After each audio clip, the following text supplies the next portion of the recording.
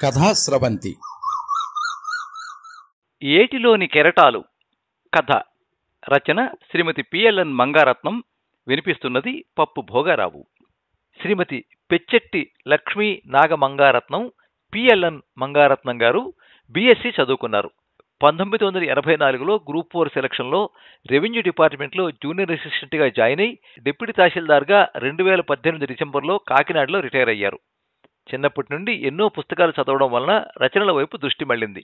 ఉద్యోగరీత్యా చాలా సంవత్సరాలు రచనా వ్యాసంగానికి ఆటంకం కలిగిన మరలా జై సమైఖ్యాంధ్ర ఉద్యమాన్ని పురస్కరించుకుని 2013లో రచనా వ్యాసంగాన్ని పునఃప్రారంభించారు. పెద్ద కథలు, చిన్నపిల్లల కథలు కలుపుకుని 150 వరకు ప్రచురితమయ్యాయి.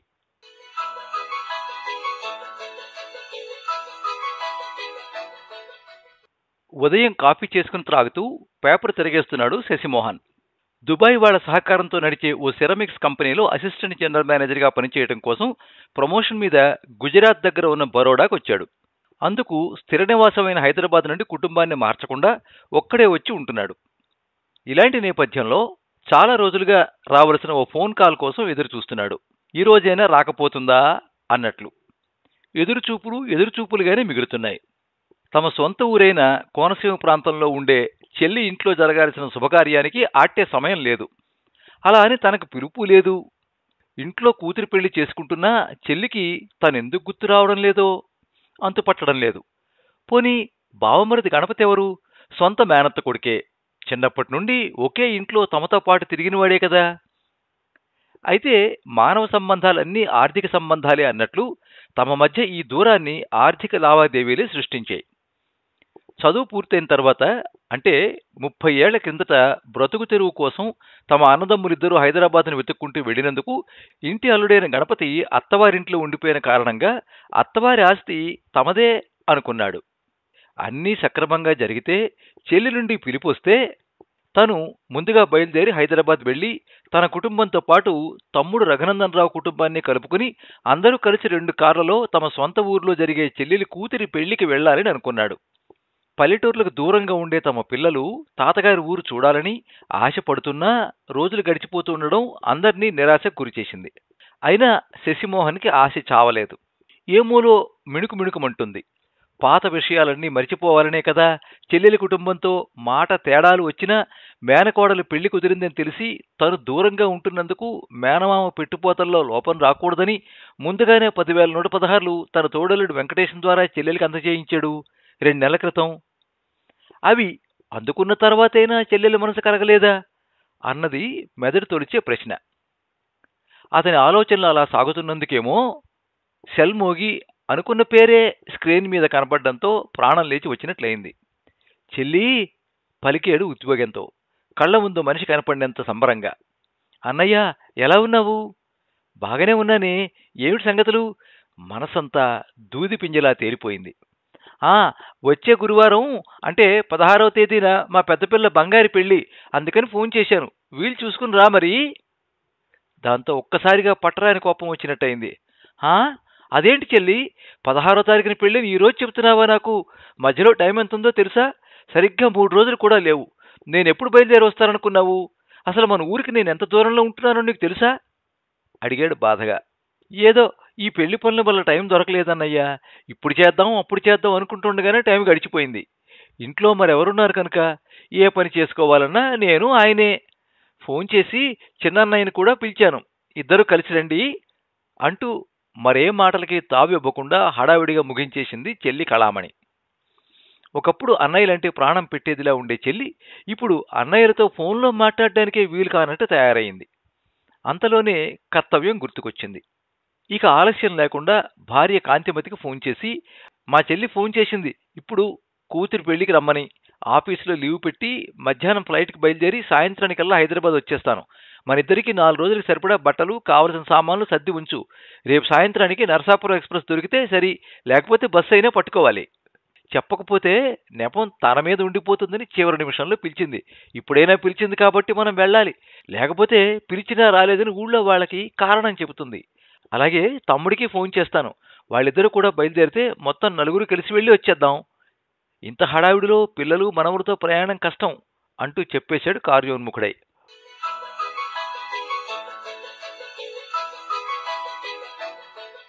ఫ్లైట్ ఎక్కి స్థిమితపడిన శశిమోహన్ మనసు గతంలోకి పరుగులు తీసింది.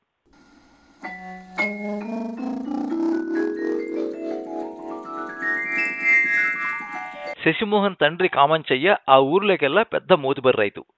5 పిల్లలు, అందులో 3 ఆడపిల్లలు, 2 మగపిల్లలు. తాత తండ్రులిచ్చిన ఆస్తితో వైభవం, పలుకుబడి, హోదా బాగానే ఉన్నాయి. ఊరి సర్పంచ్గా కూడా గెలిచాడు 2-3 సార్లు. డబ్బుకు అహంకారం తోడవడంతో నా అంతటివాడు లేడన్నట్లు అమాయకురాలైన భార్య అంటే చిన్నచూపు. కోపిష్టి భర్తకి అనునిత్యం భయపడుతూనే ఉండేది భార్య అర్జావతి. అసలు భర్తకు కోపం ఎందుకు వస్తుందో తెలిసేది కాదు. కసుర్లతోనూ విసర్లతోనూ గడిచేది రోజు. అమాయకురాలైన తల్లి అంటే జాలి శశిమోహన్కి. తల్లికి అండగా నిలబడేవాడు. ఓ రోజు రాత్రి భోజనం విషయంలో గొడవ. అది తను ఇంటర్ చదివే సమయంలో. అమ్మనేమి అనకు నాన్న, అమ్మేమన్నా మనలా చదువుకుందా? అన్ని తెలివితేటలుండడానికి అస్తమానం విసుక్కుంటావు. ఇంటి పాలేర్లు ఉన్నారని కూడా చూడవు. అలా అందరి ముందు బయటపడితే పోయేది మన పరువే కదా అని. నువ్వంతేరా, మీ అమ్మ పక్షమే, ఎప్పుడూ దాన్నే వెనకేసుకొస్తావు. అప్పుడే తండ్రితో ఇంటి పరువు గురించి మాట్లాడేంత వస్తాదు అయిపోయావు. మరి అన్నీ నూరు పోస్తూ ఉంటే తలకెక్కించేసుకుని నన్నే ఎదిరించే స్థాయికి వచ్చేసావు.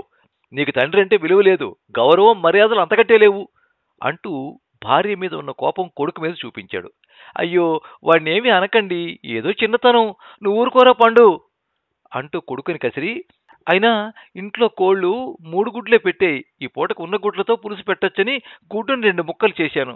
పూర్తి గుడ్డు వేయడానికి చాలక పిల్లలతో పాటు మీకు సగం గుడ్డే వేశాను. నాకు అది కూడా మిగలలేదు, వట్టి పులుసు తప్ప. కావాలంటే చూడండి దాకలో అంటూ కూర వండిన మంటపాత్ర చూపించింది.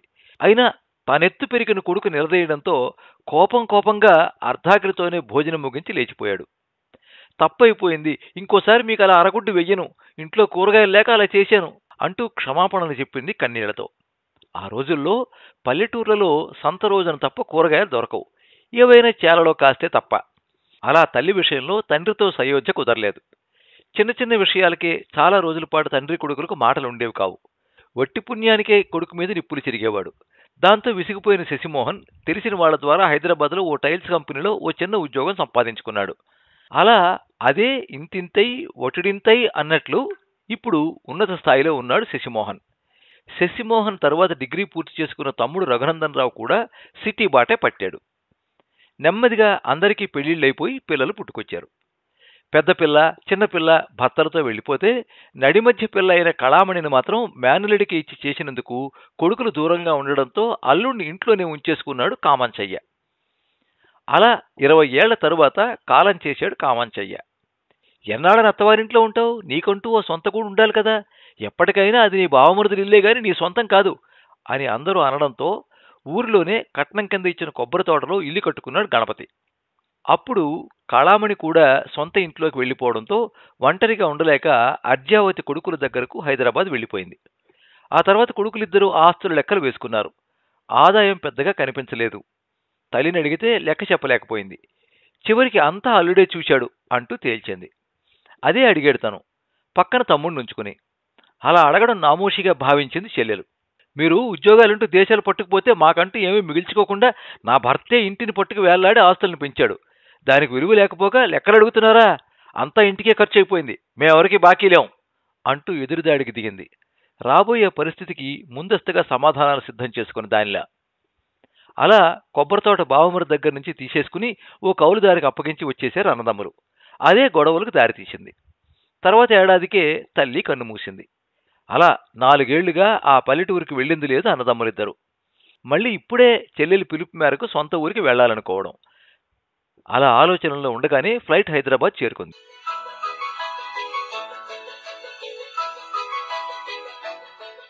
ఆ మరుసటి సాయంత్రం సికింద్రాబాద్లో నర్సాపురం ఎక్స్ప్రెస్ ఎక్కి తర్వాతి రోజు ఉదయానికి నర్సాపురం చేరుకున్నారు.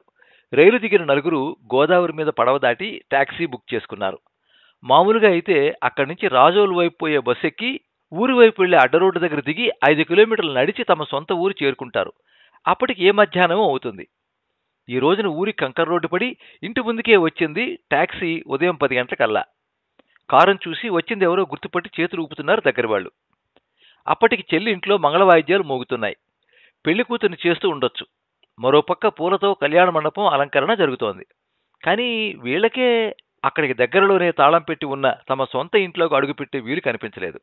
ఒకప్పుడు పిల్లా పాపలతో కళకళ్లాడిన ఇల్లు ఇప్పుడు దుమ్ము ధూళి పేరుకుపోయి దిక్కు ముక్కు లేనట్టు తయారైంది. అరుగు ముందు మెట్లకి ఇటుకలు బయటపడి అడుగు వేస్తే సిమెంట్ పెళ్లలు విరిగిపడేలా ఉన్నాయి.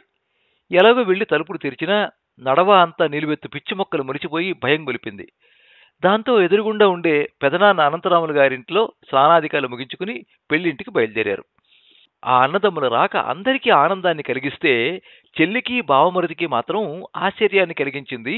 ఇంతలోనే అంత దూరం నుండి ఎలా వచ్చేశారబ్బా అన్నట్లు. సైడు వాళ్లు తప్ప అయిన వాళ్లు పలకరించింది లేదు. తోడికోడళ్లు కాంతిమతి, రమాదేవి ముఖాలు చూసుకున్నారు. అన్నీ ఓర్చుకోండి అన్నట్లు చూశాడు రఘునందన్. చెల్లి అంటూ ఏదో పనిలో ఉన్న కళామణిని నిలువరించాడు శశిమోహన్. ఓ అన్నయ్య వచ్చారా? అందరూ వచ్చారా? కూర్చోండి అంటూ మొహం విప్పార్చుకుంటూ నవ్వు పులుముకుంది. అందరి వైపు పలకరింపుగా చూసి పనుల్లో మునిగిపోయింది. గణపతిని రక్త సంబంధం కదిలించలేకపోయింది.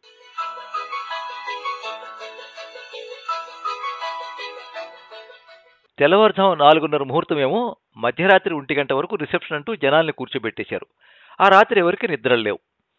అందర్నీ కలుపుకుని తిరుగుతున్నా చెల్లి మళ్లీ పలకరించింది లేదు. ఇష్టపూర్తిగా తిరగలేకపోతున్నారు, తినలేకపోతున్నారు. మేనకోడలికి శశిమోహన్ బట్టలు ఓ బ్రాస్లెట్టు చదివిస్తే రఘునందన్ బట్టలు ఓ వెండి చెంబు చదివించాడు. అందరూ ఇస్తే తీసుకున్న పిల్ల మేనమామలు ఇస్తే మాత్రం తీసుకోనా అన్నట్టు తల్లివైపు చూసింది. పెళ్లి పూర్తయ్యేసరికి తెల్లగా తెల్లవారిపోయింది. మంగళసూత్రధారణ, తలంబ్రాల తర్వాత పిల్ల కాలికి మట్టిలో తొడగాలి. పద్ధతి ప్రకారం మేనమామలే పెట్టాలి. మండపానికి దగ్గరే నిలబడ్డాడు శశిమోహన్ పిలిస్తే వెళ్లాలని. అయితే పంతులుగారి పిలుపు మేరకు గణపతి అక్కగారు వచ్చి ఆ పని పూర్తి చేసింది. కంగు తిన్నారంతా. మేనమామల్ని ఎదురుగా పెట్టుకుని ఇలాంటి పని చేయించడం ఏమిటి అంటూ వ్యాఖ్యానించుకున్నారు అమ్మలక్కలు. అప్పటికి చెల్లి అభిమానం స్పష్టంగా తెలియడంతో ఇక అక్కడ ఉండాల్సిన అవసరం కనిపించలేదు శశిమోహన్కి. అర్ధాంతరంగా వచ్చేశాడు అందర్నీ తీసుకుని.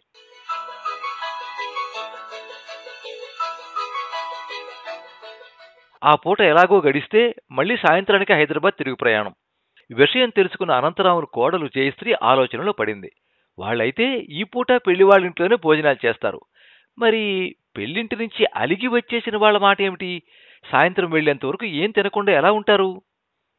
భర్తను పిలిచి పరిస్థితి వివరించి, మీ పండియ్య గారిని మన ఇంటికి భోజనానికి పిలవండి, ఈ పూట మన ఇంట్లో భోజనం చేస్తారు, మళ్లీ సాయంత్రంకే ప్రయాణమట, ఎదురుగుండా ఉన్నందుకు మనమైనా ఏం పట్టనట్టుంటే ఎలా అంటూ.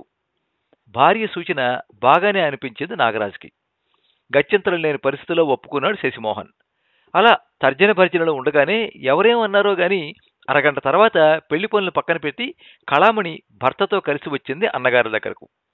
అన్నయ్య, ఆయనకు మేనమామల ఆనవాయితీ లేదుట, అందుకే మా ఆడపడుచుతో మట్టిలు పెట్టించాం. మీరు మధ్యలో వచ్చేశారని తెలిసి వచ్చాను. అదేం మనసులో పెట్టుకోక ఎప్పట్లానే ఇంటికి రండి, వచ్చి భోజనం చేసి వెళ్ళండి అంటూ. మౌనంగా ఉన్న వదినలను కూడా కలుపుకుని పెద్దదిన చిన్నదిన రండి అంటూ చేతులు పట్టుకుంది. అయిందేదో అయిపోయింది పండుబావా, మీరు దూరంగా ఉన్నందుకు ముందు నుంచి మా అక్క పెడతాననడంతో అలాగే అనుకున్నాం. దాన్ని మనసులో పెట్టుకోకుండా ఇంటికి రండి, వచ్చి అక్షతలు వేసి మీ మేనకోడల్ని ఆశీర్వదించండి. జరిగిన దానికి సిగ్గుపడుతున్న వాడిలా చేతులు జోడించాడు గణపతి. నువ్వే ఇంటి దానివే చెల్లి, గణపతి బావ ఏ ఇంటివాడు ఆనవాయితీల గురించి నాకు చెప్పడానికి అని మనసులో అనుకున్నా తాడు తెగేదాకా లాగడం మంచిది కాదనిపించి చెల్లెలి కోరికను మన్నించాడు శశిమోహన్. ఎంతైనా రక్త సంబంధం ఎక్కడో పొరపొచ్చాలొచ్చేయని వేరైపోతుందా? ఏట్లోని కెరటాలు ఏర్ని విడిచిపోతాయా? ఇది అంతే.